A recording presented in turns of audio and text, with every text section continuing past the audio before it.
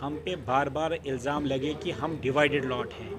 आज यहाँ कश्मीरी पंडितों का वो सम्मेलन हो रहा है, महाअधिवेशन हो रहा है और हम अपनी जो समाज की जो ज़रूरतें हैं, जो वापस पलायन हुआ था हमारा आज से 34 साल पहले, उसको कैसे रिवर्स करें और कैसे हम एक होकर एक यूनाइटेड ओपिनियन सेंट्रल गवर्नमेंट को, स्टेट गवर्नमेंट को दे, ताकि एक पॉलिसी फ्रेमवर्क बने टाइम बाउंड और इसका एग्जीक्यूशन हो। जो समाज पीड़ित हुआ है 34 साल आतंकवाद से और पलायन करना पड़ा है, उस समाज को कैसे हम फिर से रहबरी कर पाए और उनको अपने स्थान कैसे ले पाए। मेरे एक दोस्त का वो सेक्रेटरी रहे हैं, वो मुझे 2 बजे रात को फोन कर रहे हैं कि मेरी खिड़की मेरा डीपी 150/120 गया कि सिर्फ ये खिड़की कैसे खुली, किसी बिल्डिंग किसी ने पत्थर तो नहीं मारा। कि गवर्नमेंट ऑफ इंडिया, मुझे नहीं लग रहा है कि जहां पे वो ग्राउंड सिचुएशन है, एक मोबाइल से हम बात लेंगे, एक अमरनाथ यात्रा जो 1.5 चलती है, 80,000 फौज लगाया है अमरनाथ यात्री कर। जब 3 लाख या 4 लाख या 2.5 लाख कश्मीरी पंडित जाएंगे तो इनको मुझे लगता है कि इस्राइल से भी फौज लाना पड़ेगा हमें वहां सिक्योरिटी देने के लिए। तो कुछ ऐसी सोच है आज महफूज रहे।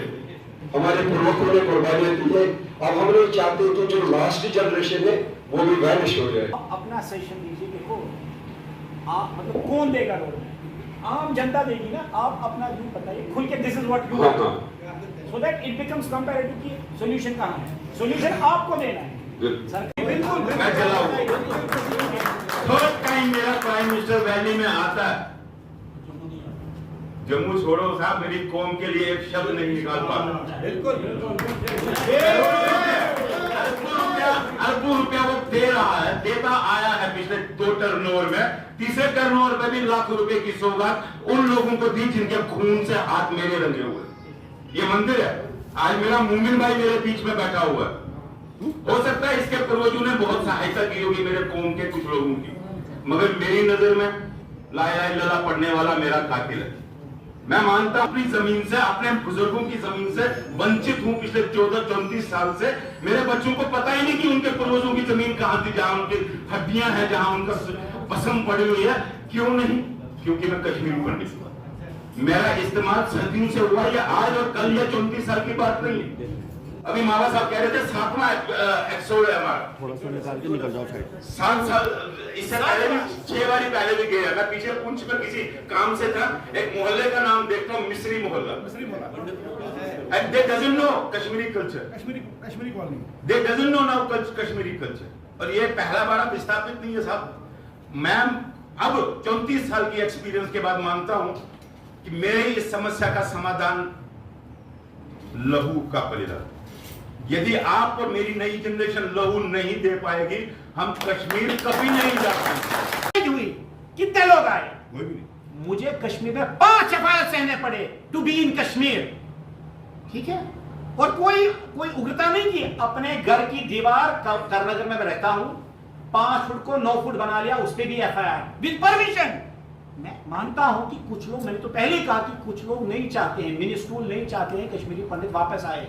हमने भी पीड़ा सही है, हमने भी पीड़ा सही है। मेरे पिताजी को 4 गोलियां मारी हैं मेरे सामने ही। मेरा मुलाजिम जिस मुझे अटैक करने के लिए भाई रॉन्ग डील, उसको लगा ये है संदीप मावा, तो इसको मारा गया। तो साहब मेरे ब्रदर को तो अभी मारा गया लास्ट 2 साल पहले, बिंदु साहब को।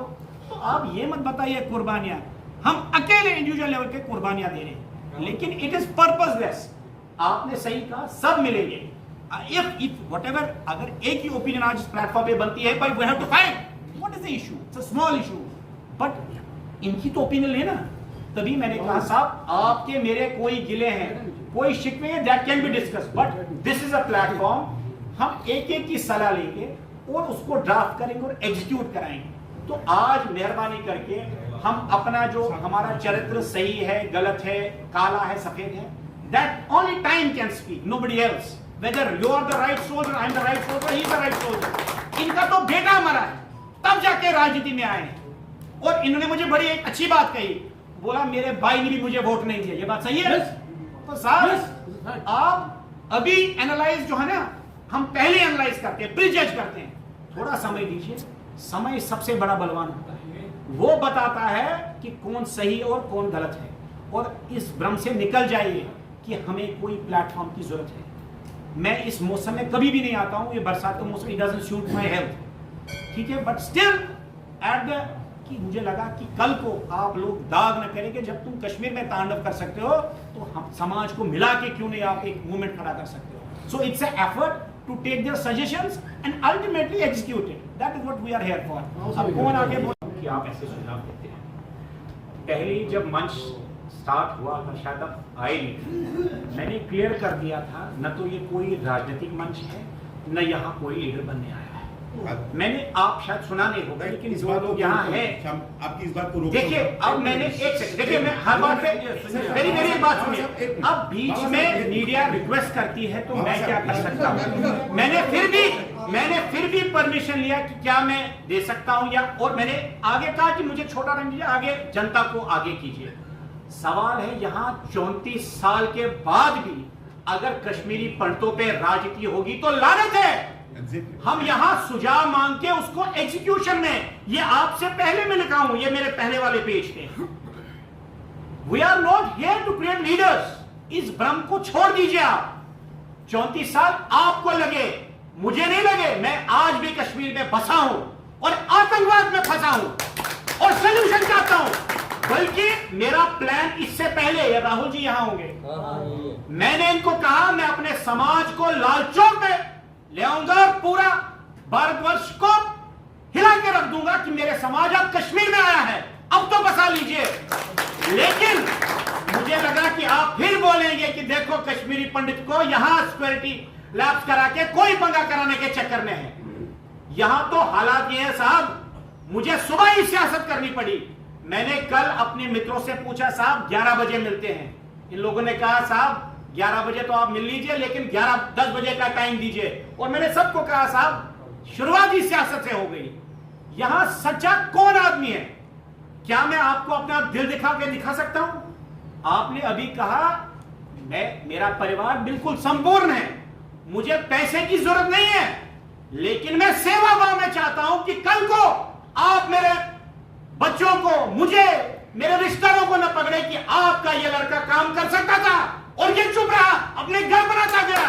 नेशनल कॉन्फ्रेंस को हमने पाला है, शेख मोहम्मद अब्दुल्ला को, फारूक अब्दुल्ला को पाला है, और आज सबसे बड़ा घोर विरोधी मैं माना जाता हूं। सिर्फ नेशनल कॉन्फ्रेंस का नहीं, हुर्रियत कॉन्फ्रेंस का भी, सईद सलाउद्दीन का भी। अभी जब मैं कश्मीर से यहां आया, पाकिस्तान से एक पर्टिकुलर मिलिटेंट वसीम वसाइल को भेजा गया कि इसको मारा जाए।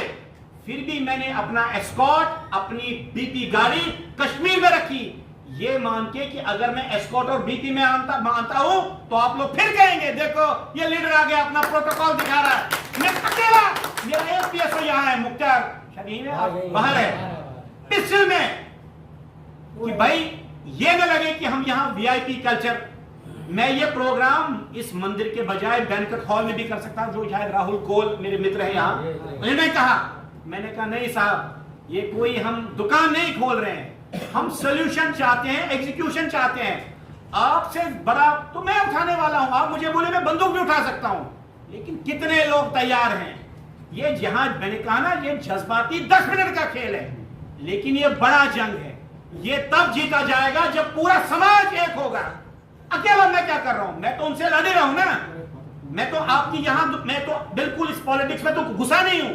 जब मुझे लीडरी चमकानी होती, अभी ये पाजला से आए हैं तिवारा, अरे भाई वहां एक ही, मुझे हैरान हो गया जब मुझे ने कहा कि हिंदू घर मैं वहां हूं। जब मैं वहां 15,000 करोड़ का काम करवा सकता हूं पूरे रफियाबाद डिस्ट्रिक्ट में, अपने लोगों को सड़क नहीं दिलवा सकता हूं, लेकिन अक्षर कोशिर पर मारा गांव रहमत बकरान पहल।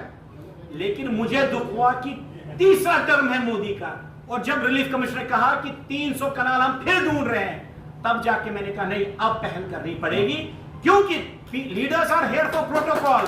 मैं तो जमीन में तो बीच में बैठने में, मैं तो कहा था राउंड टेबल करो। साहब मोती कूल को आप जानते होंगे, आपसे भी